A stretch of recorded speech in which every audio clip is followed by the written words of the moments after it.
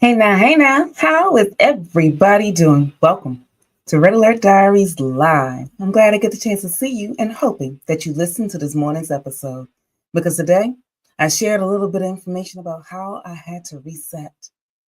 Several of you know my story. I went through a divorce after 11 years of marriage, and in that breakdown, it was my lowest point, but it was also the point that helped me get healed, get whole, and to move into a better direction. And for a lot of people now, you may be walking through something similar where there's a breakdown in what you are experiencing. Maybe you're the corporate professional that's going through transition because in the United States, we have a lot of that happening right now. But I want you to know that what you have already experienced will help you develop the resilience that you need to regain the direction that will help you get the reset that you need to move forward. So, in this morning's episode, I gave you 3 of my life lessons. The chaos that we go through, you can recover if you remember what you went through. Now, I'm not saying live in the midst of a mess, but you can restart rebuilding your life when you do an autopsy. One of the lessons that I did was an autopsy on my divorce. I took out a sheet of paper. I wrote down what Tanya needed. I wrote down what Tanya was really desiring because where I was in that moment was not what I truly wanted to have in place. But I had to look, what is it right now? This may not feel like the best time for you, but I want you to know that this is the best time to write down what you feel you truly need because you're fresh in the middle of all the chaos. Your emotions you want to have a recovery from, that will give you an opportunity to say, what do I need to rebuild now? How do I need to reset? Just start small, one small moment. Because in that first lesson that I shared, that autopsy did not come until I dealt with my emotional breakdown because I did not want to leave my bed. I decided that the chaos that was happening in the world wasn't something that I wanted to keep experiencing. So I chose to stay in my bed. It was cozy in there. It was comfortable in there. It was the place that I decided that I would allow to be my safe space. Now, I had already sent my children to go be with my mom, so they were with her for the summer. So that gave me a good 6 weeks to try to figure out what to do, figure out how to reset, figure out how to regain. Give yourself some space, time to reset and regain. And if you have little people like I did at the time, get somebody to watch them so that you can delve into this moment. Because here's something else that you need to do. Grieve. Grieve for the loss of that job. Grieve for the loss of that impact that you felt that you were giving. Grieve. Because if you choose not to grieve, those emotions will one day resurrect themselves at the most inopportune time if you choose to bury them alive right now. So grieve that moment. And then take a small step. My first action, y'all, was just getting out of the bed. Yep. It took me a whole week to just get out of the bed and make it up. That was my goal. That one goal was the only goal I had for one full week. Start small. Be intentional. If just making up your bed is your first step, like it was me, do the same. Give yourself a sense of control by making up your bed because that moment of self control, it will give you the opportunity to start thinking, hey, I can move forward and do something else along the way. That will build the momentum that you need to take the next step to move into a better direction. When I walk through my next session, in my second session that I was sharing insight about, I was walking through a lesson about how I had the one breakdown in that area I thought, but there were 4 areas that I decided using like a foundation of a house. If you look at the foundation of the house, you have 4 corners in most houses. Some people get real fancy with the houses that they're building. If you have 4 corners, what are the 4 areas of your life that you need to take a look at? That will give you a simple way of laying out the land for yourself. For me, the 4 areas that I walk through was relational because I already had that relational breakdown. But I was thinking, oh, I can recover because I had other relationships that I thought that I could depend on, only to discover if you are ending a divorce or going through the breakdown of a long term relationship, there are some other relationships that will die on the vine with it. I did not think that the people that I just knew would be there for me wouldn't show up. They didn't have the capacity to really know how to support me on that journey. Because at the time that I got married at 21, I was the only one at 21 getting married. So my friends hadn't gone through that experience. So they didn't know how to support me in it. And yes, granted, they'd gone through a breakup on their own, but it's a little bit different when you put yourself in a long term relationship or a dedicated marriage where you are no longer in it, where you are no longer present, where that sort of stability that you had in that relationship no longer exists. It does something to you. So if you find yourself in a position where you are in a breakdown because the relational piece is not working, it will affect your emotional element. Then the chaos that I knew was coming, but not to the degree that it happened, y'all. My financial breakdown. You see, I had stability in that marriage. My ex husband made more money than I did.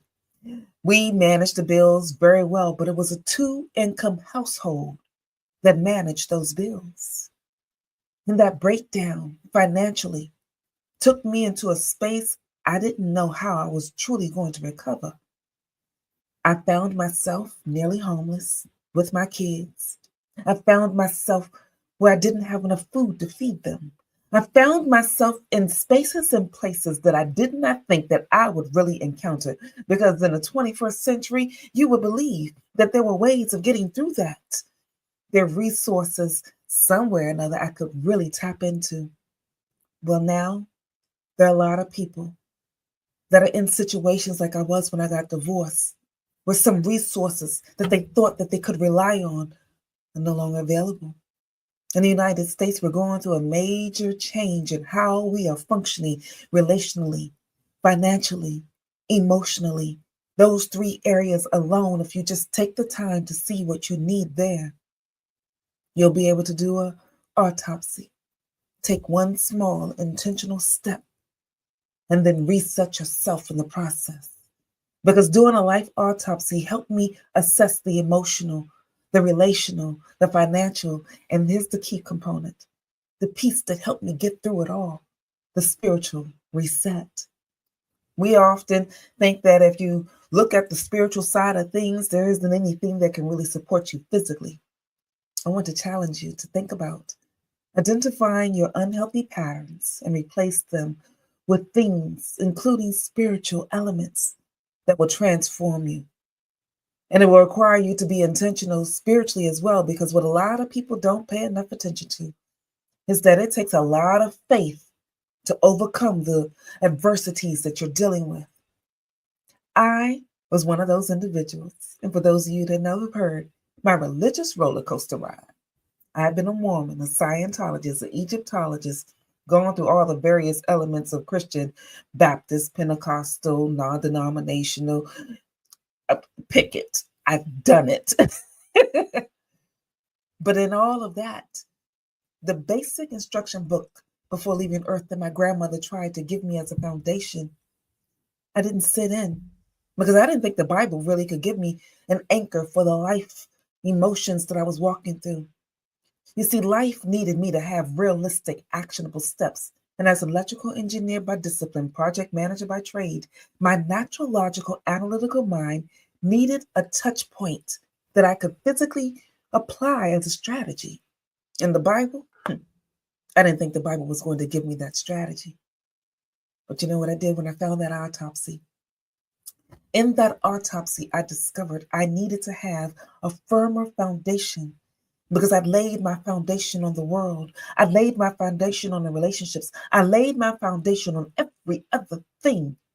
So if I had already applied every other thing in the world as a foundation for my stability, then land a new foundation founded on faith. I was going to take that leap. Faith does not remove the challenges, but it does give you the opportunity to endure what's going through. And it gives you life lessons that are actionable.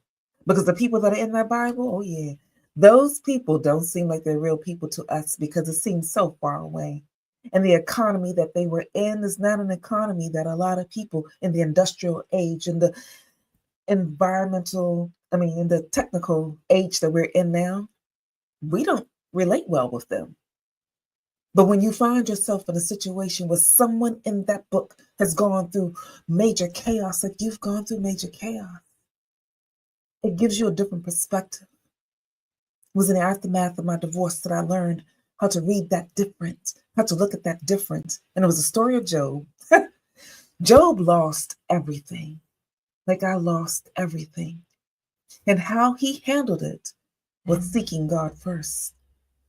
If Job sought God first in the middle of his chaos, knowing that he had a whole lot that he had walked through as well, a breakdown relationally because all of his children had died, a breakdown financially because everything that he owned was removed, it was stolen, it was destroyed. It's kind of like the situation that I found myself in.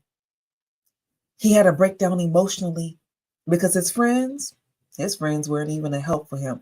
They kept telling him that it had to be something that he did in order for all of the chaos that was occurring in his life to take place.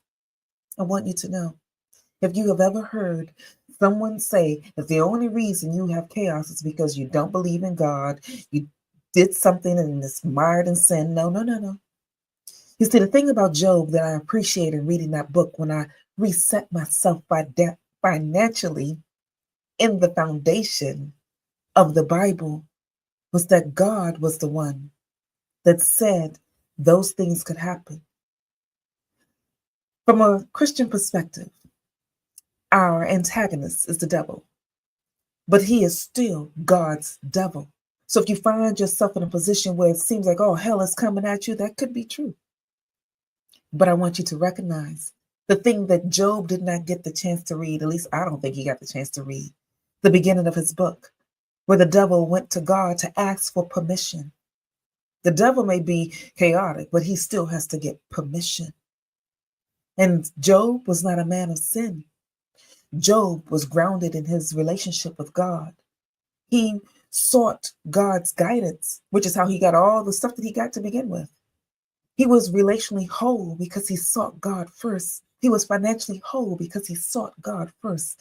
He was emotionally whole because when chaos started raining, he sought God first. It was there that I learned that I needed to have that third element, the fourth element, along with those other three as a foundation. Because, if you got a little bit of rockiness, if you have an unstable foundation, and my foundation founded on everything else but God, taking that leap of faith with my analytical, logical mind was difficult. But when I chose to seek God first, everything else started coming back around. I now had a stable foundation, a house that was built on a solid foundation, a rock that could sustain anything that was coming at me. And if you find yourself as a professional transitioning in this environment, personally trying to get through your emotional woes, I want you to know that how you function personally does show up professionally, and what you're dealing with professionally does impact you personally. This is why I speak to both elements. You can get through this.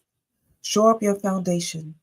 These 4 areas gave me the stability to reset, rebuild, and move into a better direction, which is why I'm dedicated to show up here with this podcast and several other things that I provide as a resource so that I can help those that are emerging from divorce or long-term relationships rebuild their lives, reclaim their identities, and thrive in their new beginnings. Because there are actionable steps that you can take, practical strategies that are available to you so that you can move into a better direction. And I have those that I provide because I am the first person that have walked through every training program that I have put in place, and I know it works. And for those of you that have joined me on the journey, I want to say thank you. Thank you for letting me know that the courses, the conversations, the discussion points that I've provided to you have been a support to you as well. And if you find yourself in a position where you're looking for some support along the way, reach out to me. You can join me on the live and we can have an interactive face-to-face moment of giving you some strategy because there are a few touch points that I can quickly provide along the way, which is why I give this, so that you can have this as one other touch point. And so for today, if you don't remember anything else I've shared, I want you to remember that when chaos comes at you, start with one small action. If it's just making up your bed like mine was, do it. Create the stable foundation. 4 areas of your life. Mine are relational, emotional, financial, and spiritual. That gave me the stability that I need to reset, rebuild, and move into a better direction. And as we walk through more changes, because the only thing constant in life is change itself. And if you get yourself into a position where you recognize the skills that you have, the life lessons that you have walked through, apply them so that you have the flexibility to move when things start getting shaky. But build your life on a solid foundation. And for me, that's Jesus Christ. And if you want to take the leap of faith and let him be your foundation as well, you can talk about it with me. If you're unsure what to ask, if you're not sure what to say, and you just want to get some ideas, because God himself says, test me. He doesn't mind you testing him because he's big enough and strong enough to deal with whatever situation that you find yourself in. So I want you to remember that your past is your past. Learn the lessons from it, but don't live in it. You don't belong there. And if you're looking for someone to join you on the journey, go to my website, tanyaehood.com. There you can click under the Work With Me tab and see the various ways that we can work with one another. I look forward to seeing you next time. Take care, everyone.